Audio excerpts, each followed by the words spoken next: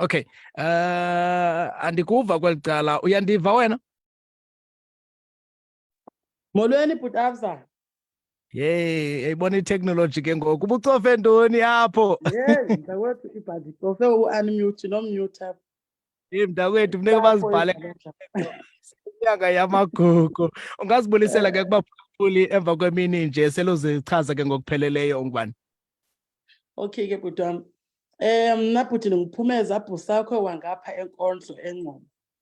Ndingumanqwatha uMasidindo uNoni uNomakhungela inkonjane emnyameni ndize emafini ngenxa yokuswela amanzi. Ndiyilida nefounder yeSinovuyo Traditional Dancers. Ndikwayiyo nefounder yembalenhle yo-group eyalapha eNgcobo. Camagu bhuti wam.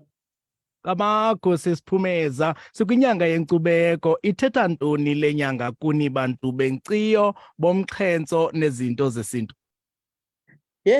Yeyona nyanga bhuti lena uvele uve xa kusithi 1 September sungazazi. Isibe ngathi ungaxhensa unongelembe mntakamama. Kungakumbi izinto bezi-different. Ngoba yeyona nyanga uvele ubone uba wonke umuntu uyazazi uba wonke umuntu mani uba namdla ngento zakwantu. Ngoba kaloku uthi uyaphithizela ngapho wonke umuntu ufaka isiXhosa, uthi uyajika ngapho wonke umuntu ufaka isiXhosa. Lena bhuti yeyona nyanga esizingcayo ngobuntu bethu, esizingcayo ngobuqaba bethu nesiXhosa sethu, nalapho sivela khona. Ikwayiyo nenyanga shem abanye bethu abaye babe kanti bayakwazi nofumana ezo sentana abaye bazifumana ngokuthi bantu bathungise neentsimbi. Mandithi bhuti inyanga le esichulukumanisayo kakhulu thina, especially bantu bangabathandi nabaxhasi bezinto zakwantu.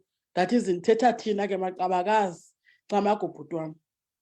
Kamago, abantu abatsha ubuninzi bexesha bahambe exesheni bayilahle yonke into edibene nemveli, izinto zesintu. Wena wenza njani uqinisekisa into kokuba awuyilahli endleleni?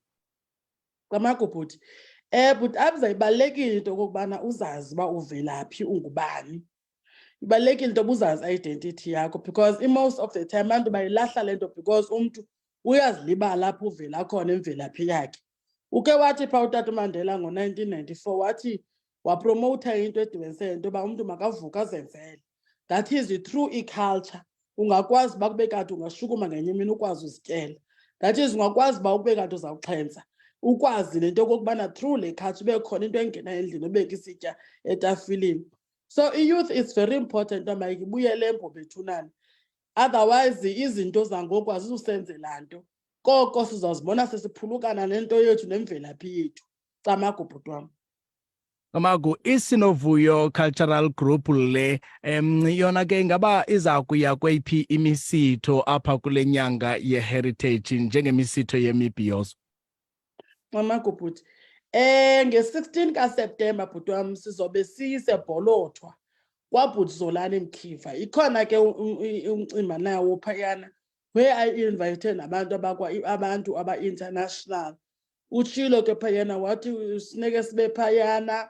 Siyaya ke phayana nge-16 kaSeptemba apha ebholotho ubhuti Zolani Mkhiva. I think abantu abaninzi bayamazi as being one of the activists zesiXhosa. And also nge-23 sobe sukuqumbu siyotshatisa pha kwilali kuthiwa kusetsilithwa.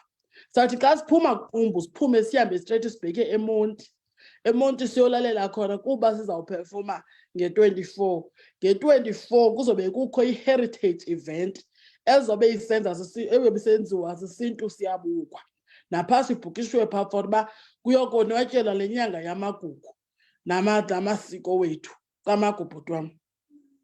Kamago, ndiyafuna uthathe ke elithuba ukhuthaze umuntu omtsha ongawahoyanga amasiko. Khawumkhuthaze mhlambi ngenqaba kuthethe wena namhlanje uyawutsho akhuthazeke.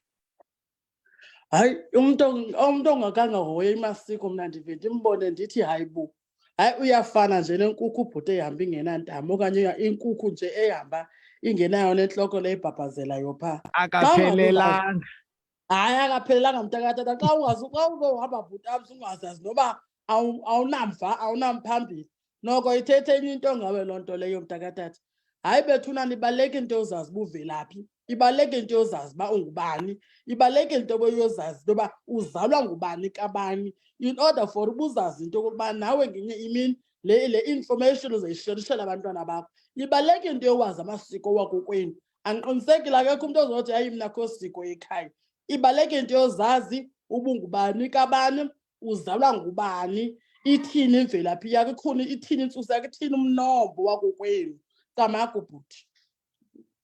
Kokugqibela nje mhlambi ngaphandle kokuba nijonge i-area yaseNgcobo, enkondlo okanye nelali ezikufutshane, ndifuna ke uthethe abantwana besithili seKhrizana abamameleyo ngexesha abathi banasi isakhono sokuxhentsa, abanomdla wokujoyina igroup yenu, abanomdla wokujoyina ke ii-groups zenkciyo, bangenza njani uba bafikelele kuni?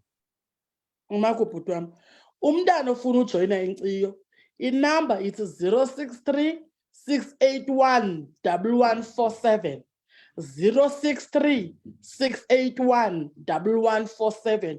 Iyani WhatsApp, ubona WhatsApp ixesha elenintsi because le fowuni iyathanda uba busy. And also umuntu ofuna ujoyina iSinovuyo Traditional Dancers, ithi 063 681 1147, okanye ufonele leni number for iSinovuyo 084 2679 387. Camagu bhuti Abza. Siyabulela, siyathemba uba xa nigqibe zonke ezi events nale misitho nizazokuxhentsa apha estudio ngenye imini nindixhentsele ndinibuke. Sirhalisa katata, hayi singeza siphala. Singeza Please, siphala apha, okay. singasibetha sibe sinqo studio sakho thina. Siyabulela, ndithanda ke nesivatho sakho. Ngomso uzuphulaphule inkqubo, ndiza kuncokola ke nomntu ozihlohlayo nozenzayo ezi ntsimbi nizinxibayo. Ucamagu bhuti wam, camagu sobe Kakhulu ke sikhona. unwabele usuku lwakho. Wow, siyabulela ngusisi Phumeza Busakhwe.